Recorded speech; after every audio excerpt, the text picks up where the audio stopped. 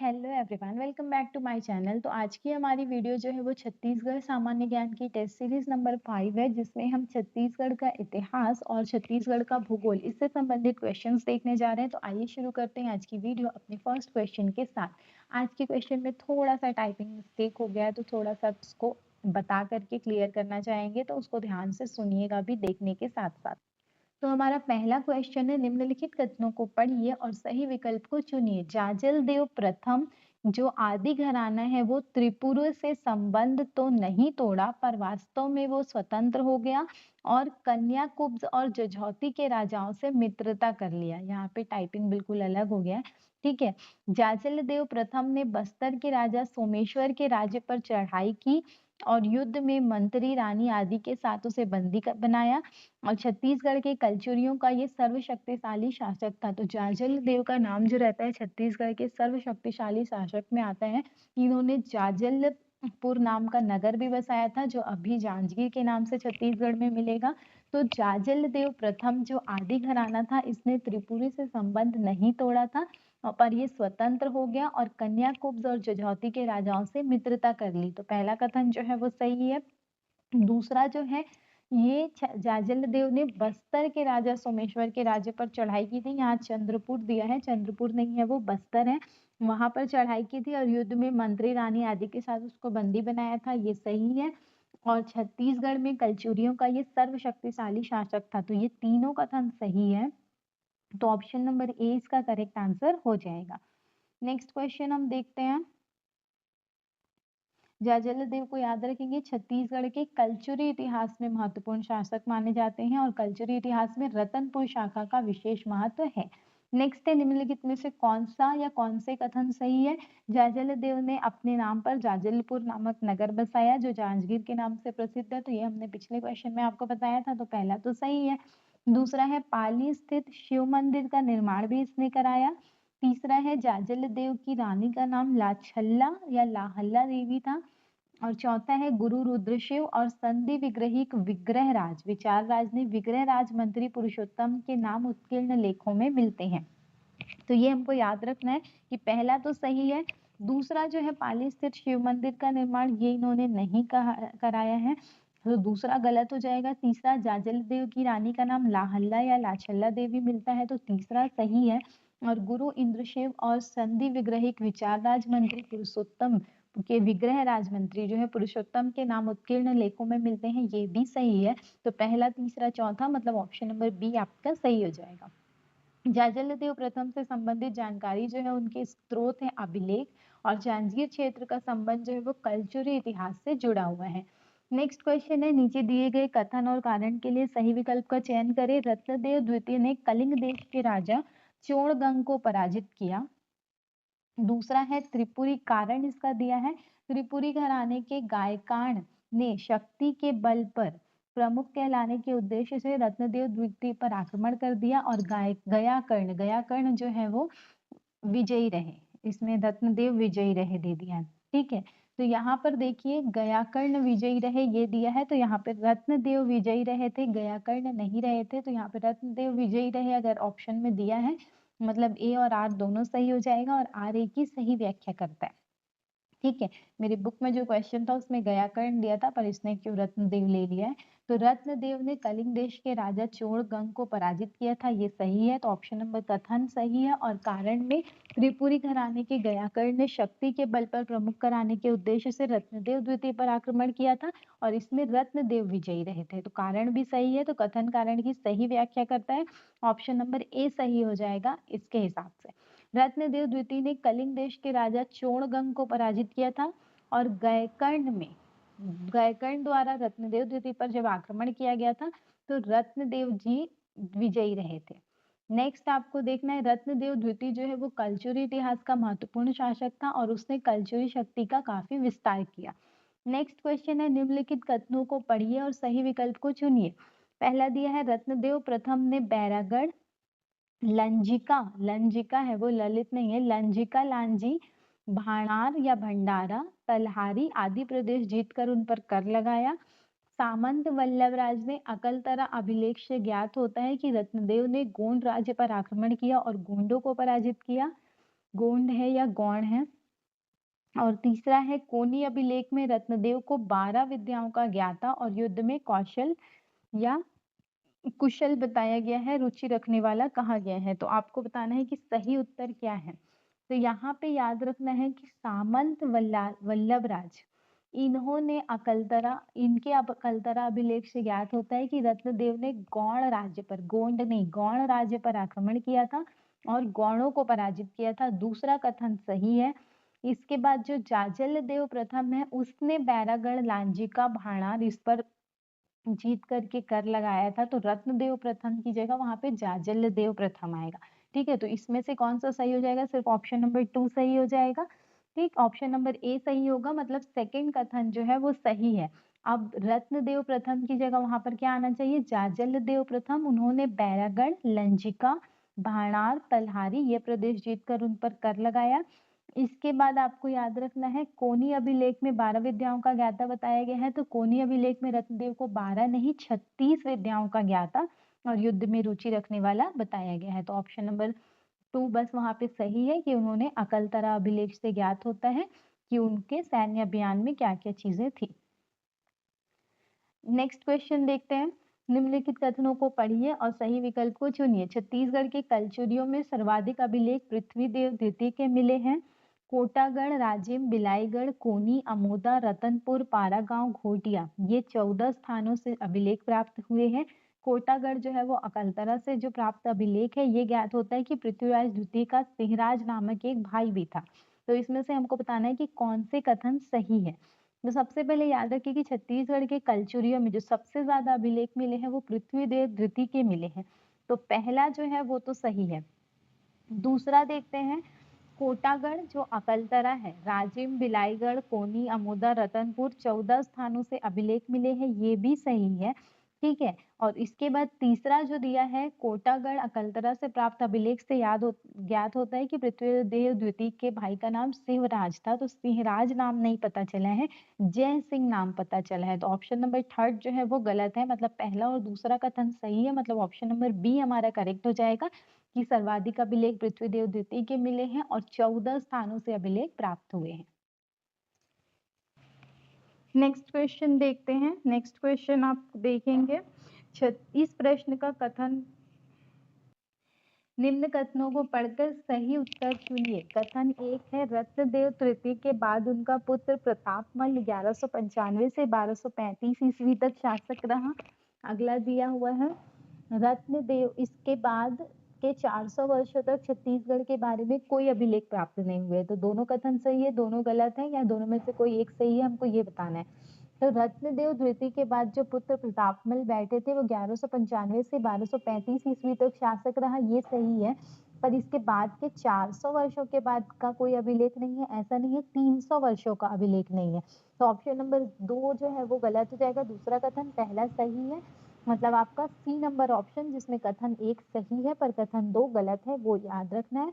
और एक चीज और क्या याद रखना है कि रत्नदेव तृतीय के बाद जो पुत्र बैठा था उसके बाद के 300 वर्षों तक का अभिलेख नहीं मिला है। नेक्स्ट हमको ये चीज याद रखनी कि अभिलेख प्राचीन और मध्यकालीन छत्तीसगढ़ के इतिहास के पुनर्निर्माण के स्रोत हैं। कल्चरी इतिहास के जो शासकों की वंशावली और शासन काल के लिए अभिलेख महत्वपूर्ण है। नेक्स्ट क्वेश्चन है, निम्नलिखित कथनों को पढ़िए और सही विकल्प चुनिए। क्या दिया है, 14वीं सदी के अंत में कलचुरी साम्राज्य रतनपुर और रायपुर शाखा में बंट गया। रायपुर शाखा पहले खलवाटिका में राजधानी बनाकर राज्य करती थी। कथन 2 है, 1412 से 1415 ईस्वी के ब्रह्मदेव राजा के शिलालेख मिले हैं। तीसरा है, 1500 ईस्वी के आसपास बहारेंद्र राजा का शासन रतनपुर में था। रतनपुर और कोसंगा से इसके अभिलेख प्राप्त हुए हैं। अब हमको बताना है कि इसमें से कौन से कथन सही है, या तीनों सही है, या दोनों, या कुछ। तो देखिए, 14वीं सदी के अंत में जो कलचुरी राजा थे, ठीक है, रतनपुर और कलचुरी साम्राज्य जो था वो रतनपुर और रायपुर 2 शाखाओं में बंट गया, ये जो है आपका सही है। और रायपुर शाखा जो है वो खलवाटिका में राजधानी बनाकर राज्य करती थी। दूसरा जो हमको दिया है, 1412 से 1415 ईस्वी में अभिलेख मिले हैं ब्रह्मदेव राजा के। तो ब्रह्मदेव राजा के जो शिलालेख मिले हैं वो 1402 से 1405 में मिले हैं। तो दूसरा कथन गलत है। तीसरा हमको बोला जा रहा है कि 1500 के आसपास बहारेंद्र राजा का शासन रतनपुर में था और रतनपुर कोसगई में इसके अभिलेख प्राप्त हुए हैं। तो तीसरा कथन सही है, मतलब पहला और तीसरा सही है।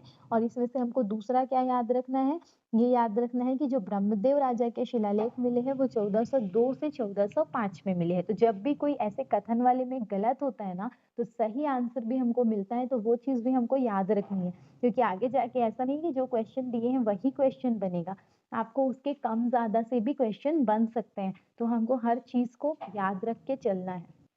नेक्स्ट क्वेश्चन है, निम्न कथनों को पढ़कर सही उत्तर दीजिए। पृथ्वीदेव प्रथम के 1075 ईस्वी के ताम्रपत्र में राजा ने अपने को सकल कोषाधिपति लिखा। और दूसरा आपको दिया हुआ है, तुमाड़ के प्रथम शासक के समय में अपने को सर्वाधिक कलचुरी शासक लिखवाया।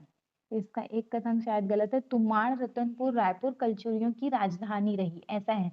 तो पृथ्वीदेव प्रथम जो 1075 ईस्वी में ताम्रपत्र में राजा ने अपने को सकल कोषाधिपति लिखाया, ये जो कथन है ये गलत है, ठीक है। और दूसरा जो बोला जा रहा है कि तुमाड़ रतनपुर रायपुर और कलचुरियों की राजधानी रही, तो ये जो है ये सही है। तो यहाँ से आपको क्वेश्चन याद रखने हैं कि सही क्या है। यहाँ पर थोड़ा सा टाइपिंग मिस्टेक आ गया है आज, कि तुमाड़ रतनपुर रायपुर कलचुरियों की राजधानी रही। कलचुरियों की पहली राजधानी जो थी वो तुमाड़ थी, फिर रतनपुर बनी और फिर रायपुर बनी। और पृथ्वीदेव प्रथम जो 1075 के शिलालेख ताम्रपत्र की बात हो रही है, उसमें उन्होंने 1065 ईस्वी के ताम्रपत्र में खुद को सकल कोषाधिपति लिखवाया था, ठीक है। नेक्स्ट हम देखते हैं, देवपाल नामक मोची ने रतनपुर में विष्णु मंदिर बनवाया। और रत्नदेव तृतीय की दो पत्नियां रल्हा और पद्मा का उल्लेख खरौद शिलालेख में मिलता है। तो हमको बताना है कि इसमें से कौन सा सही है कौन सा गलत है। तो यहाँ पे देखिए, देवपाल नामक मोची ने रतनपुर में विष्णुदेव मंदिर बनवाया था, ये गलत है। उन्होंने कहाँ बनाया था, खल्लार में, खल्लारी में इस विष्णु मंदिर बनवाया था। तो पहला कथन तो गलत है। और दूसरा, रत्नदेव तृतीय की दो पत्नियां रही थी रल्हा और पद्मा, और इनका उल्लेख आपको खरौद शिलालेख में मिलता है। तो दूसरा सही है पर पहला गलत है। तो पहला गलत है, तो उसका सही क्या है कि रतनपुर की जगह उन्होंने खल्लारी में बनवाया था विष्णु मंदिर। किसने बनवाया था, देवपाल नामक मोची ने। नेक्स्ट क्वेश्चन देखते हैं, निम्नलिखित को पढ़िए और सही विकल्प का चयन कीजिए। कलचुरी काल में युद्ध संबंधित महत्वपूर्ण फैसले रानियां ले सकती थी। रतनपुर पर मराठा का आक्रमण 1751 में हुआ और जब लड़ाई चल रही थी तब राजा रघुनाथ सिंह ने शांति का झंडा पताका बनाकर युद्ध बंद करवा दिया। तो इसमें से जो पहला है कि कलचुरी काल में युद्ध संबंधी फैसले रानियां ले सकती थी, ये सही है। दूसरा दिया है, रतनपुर पर मराठों का आक्रमण 1751 में हुआ, तो 1751 में नहीं 1741 में हुआ था, तो दूसरा गलत है। तीसरा बोला जा रहा है, जब लड़ाई चल रही थी तो राजा रघुनाथ सिंह ने क्या किया था, शांति का श्वेत पताका बनाकर युद्ध बंद कराया था। तो इसमें क्या हुआ था कि रघु जी प्रथम के जो सेनापति है, ठीक है, वो भास्कर पंत के द्वारा रतनपुर पर आक्रमण हुआ था। जब लड़ाई चल रही थी तो राजा रघुनाथ सिंह ने शांति का श्वेत पताका बनाकर युद्ध बंद करवा दिया था। तो ऑप्शन नंबर सी सही हो जाएगा, पहला और तीसरा, कि कलचुरी शासनकाल में महत्वपूर्ण फैसले रानियां ले सकती थी और जब लड़ाई चल रही थी तो राजा रघुनाथ सिंह ने शांति का श्वेत पताका बनाकर युद्ध बंद करवा दिया। अब इसमें से सही आपको क्या याद रखना है कि रतनपुर पर मराठों का आक्रमण कब हुआ था, 1741 में। नेक्स्ट क्वेश्चन है, कौन से सही है, पुराण कालीन सहस्त्रार्जुन की संतान है न वंश के नाम से या कलचुरी वंश के नाम से इतिहास में प्रसिद्ध है। कलचुरी अपने को सोमवंशी और है वंशी मानते थे। शिलालेखों में इनका उल्लेख है वंश के रूप में हुआ है। और रतनपुर के शासक अपनी प्रशस्ति में अपने को सूर्यवंशी बतलाते हैं। तो इसमें से सही क्या है हमको ये बताना है।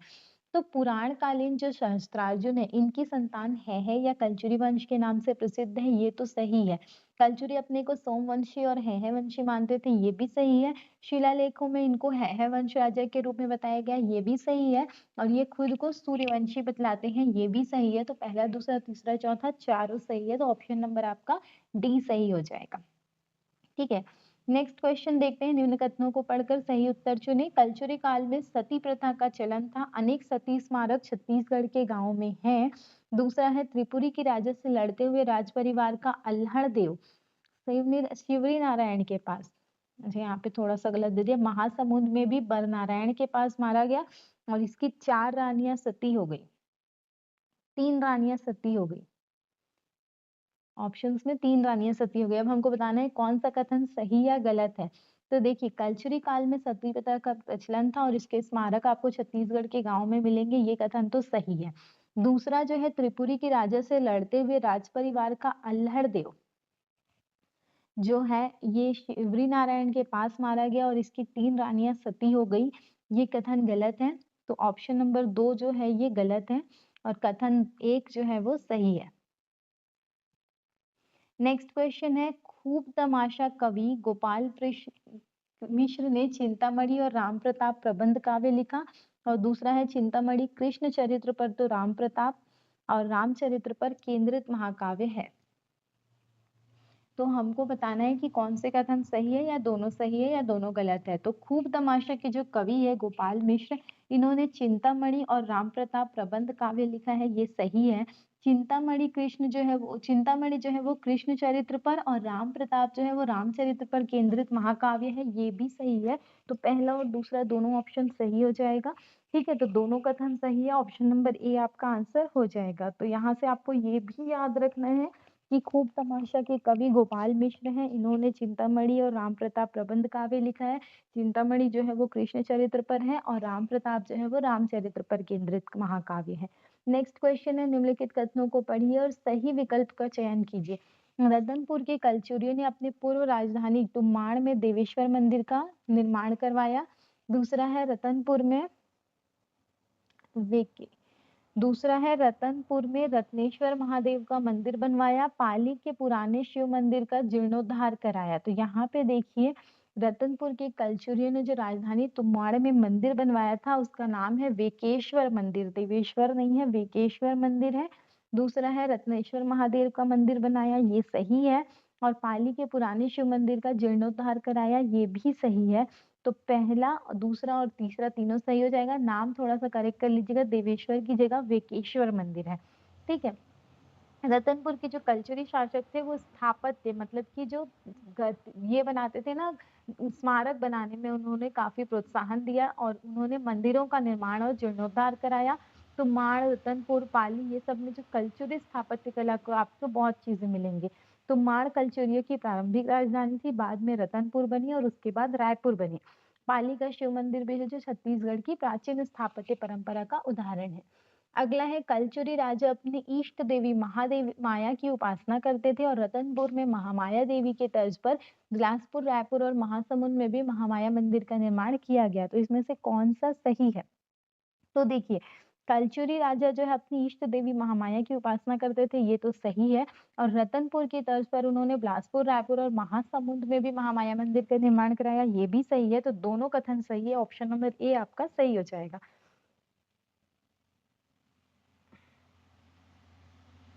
इसके बाद हमको याद रखना है, रतनपुर का जो माया मंदिर है वो छत्तीसगढ़ का प्रसिद्ध शक्तिपीठ और धार्मिक स्थल है और रतनपुर को धार्मिक और ऐतिहासिक दृष्टि से महत्वपूर्ण माना जाता है। अगला क्वेश्चन हम देखते हैं,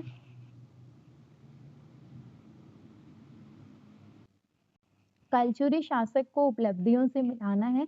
तो पृथ्वीदेव प्रथम, जाजल देव प्रथम, जाजल देव द्वितीय और पृथ्वीदेव द्वितीय, 4 नाम है और इनकी उपलब्धियां हैं।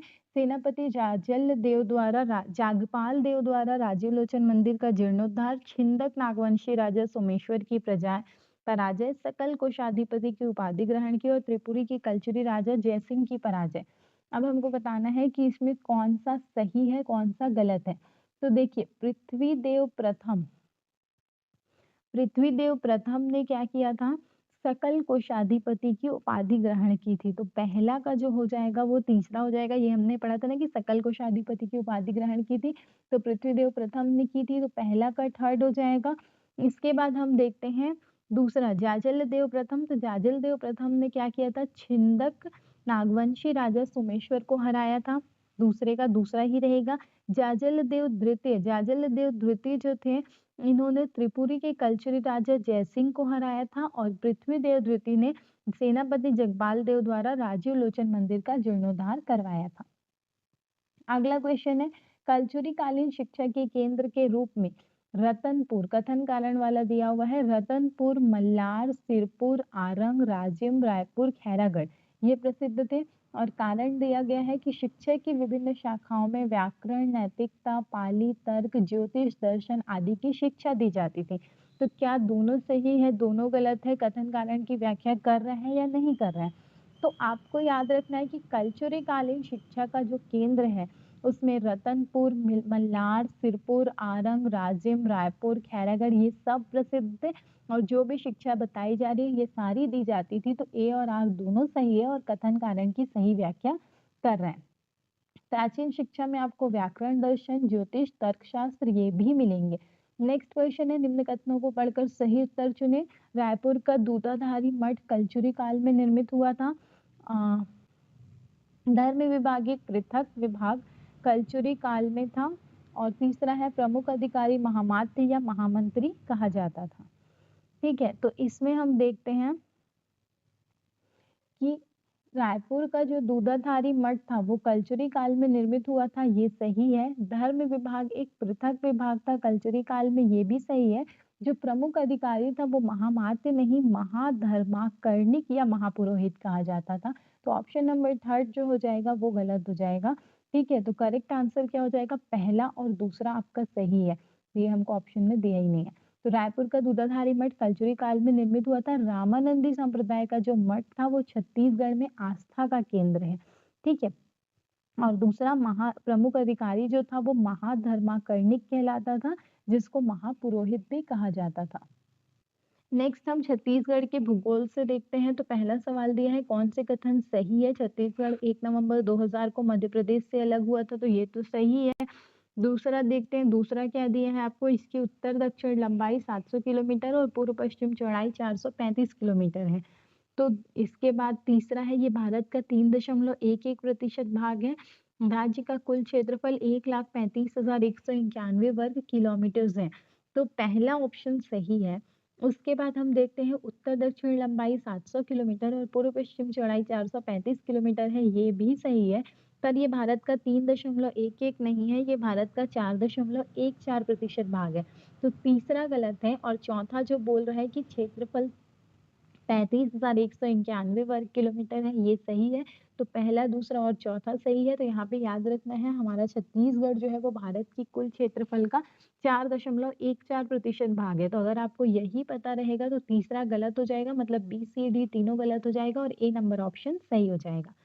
नेक्स्ट क्वेश्चन देखते हैं, राजधानी यहाँ की रायपुर है, गठन 1 नवंबर 2000 को हुआ था, क्षेत्रफल 1,35,191 वर्ग किलोमीटर है और इसको धान का कटोरा कहा जाता है। नेक्स्ट क्वेश्चन है, संबंध जोड़ना है, मंदिरों का शहर, छत्तीसगढ़ का शिमला, फूलों की घाटी और टमाटर नगरी।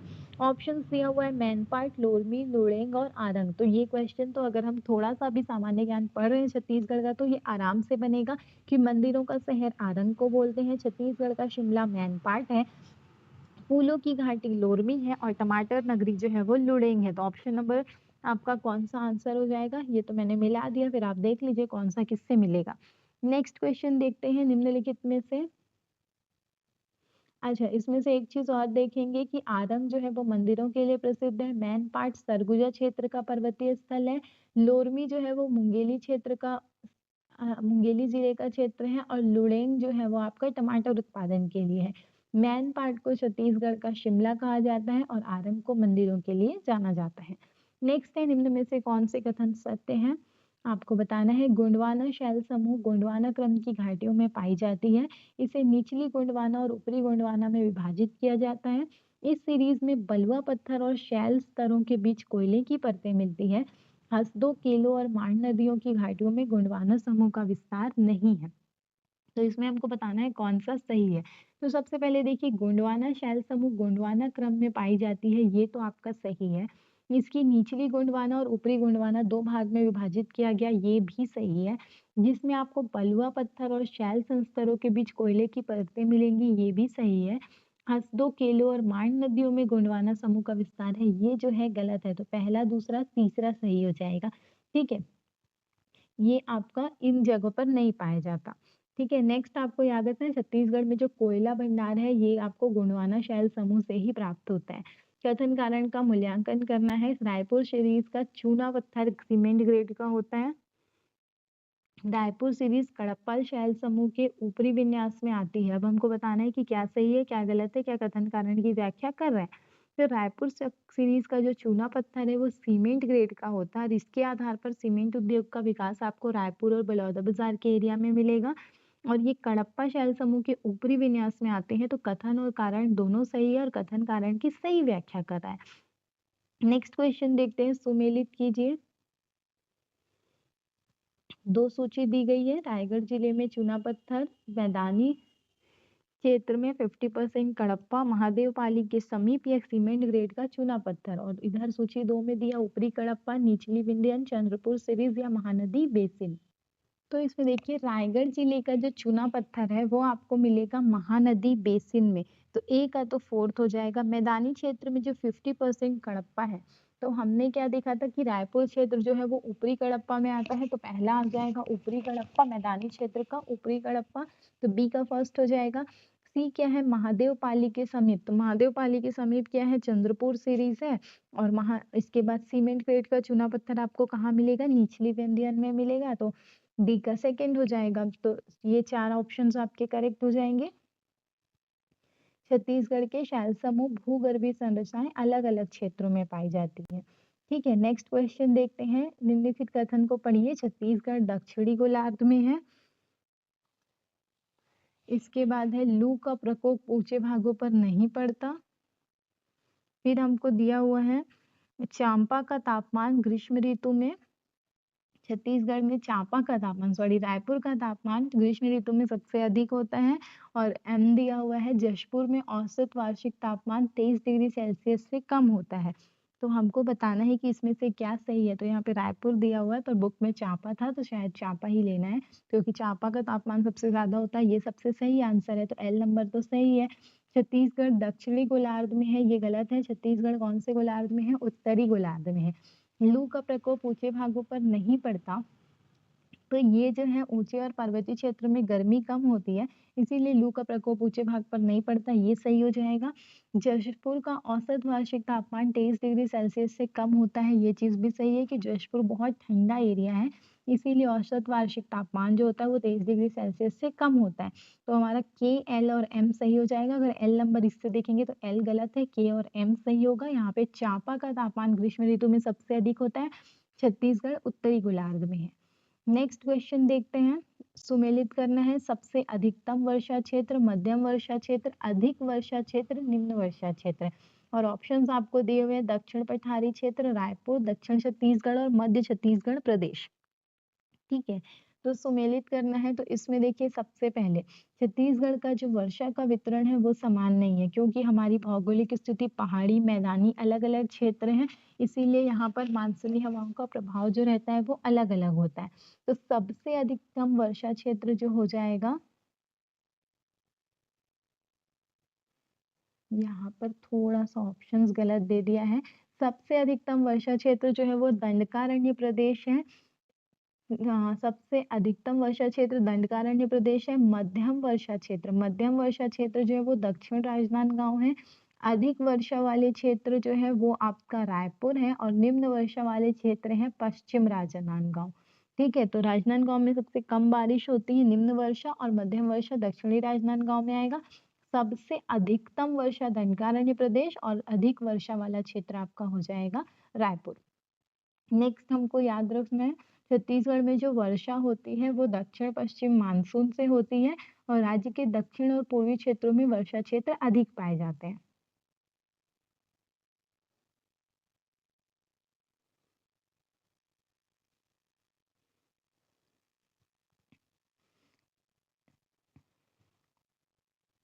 अब इसके बाद फिर से एक अधिकतम वर्षा क्षेत्र वाला वही क्वेश्चन आ गया है कि अधिकतम वर्षा क्षेत्र जो है वो अब आपको प्रदेश के हिसाब से दे दिया है, दक्षिणी छत्तीसगढ़, रायपुर, दक्षिणी पठारी क्षेत्र या छत्तीसगढ़ प्रदेश।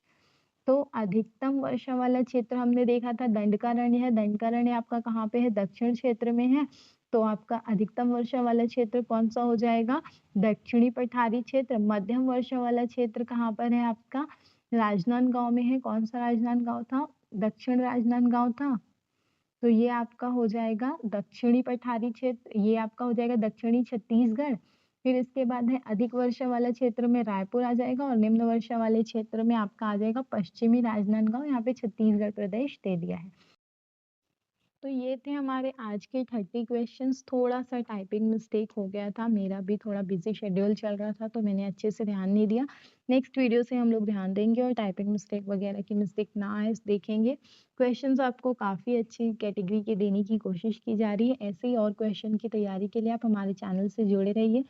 वीडियो पसंद आता है तो इस वीडियो को लाइक कीजिए, चैनल को सब्सक्राइब कीजिए। अगर आपके और कोई फ्रेंड्स छत्तीसगढ़ सामान्य ज्ञान की तैयारी करना चाहते हैं तो उनके साथ आप हमारा वीडियो शेयर कर सकते हैं और ऐसे ही सपोर्ट करते रहिए। Thank you, have a nice day.